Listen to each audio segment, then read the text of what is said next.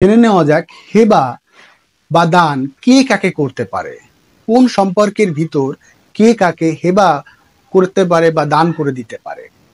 Haber ক্ষেত্রে শুধুমাত্র রক্তের সম্পর্কিত আত্মীয় স্বজনদের মধ্যেই এই হেবা বা দান সম্পাদিত হয়ে থাকে। তো এই রক্তের সম্পর্কগুলো কে বা কারা, চলুন একটু জেনে নিই।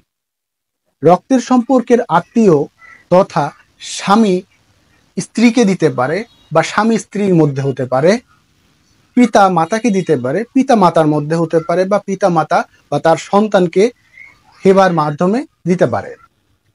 ভাই ভাইকে দিতে পারে, ভাই ভাইয়ের মধ্যে হতে পারে, বোন বোনকে দিতে পারে, অথবা ভাই বোনকে বা বোন ভাইকে দিতে পারে, দাদা দাদিকে বা দাদি দাদাকে দিতে পারে হেবা সত্ত্বে দান করে, নানা নানি থেকে নাতি নাতনি ও নাতি নাতনি থেকে নানা নানি সম্পর্কের মধ্যেও হেবা দলিলের রেজিস্ট্রেশন করা যায়, যার নামমাত্র ফি মাত্র 100 টাকা দিয়ে আপনি রেজিস্ট্রেশনের সুযোগ আপনি পেয়ে যাবেন।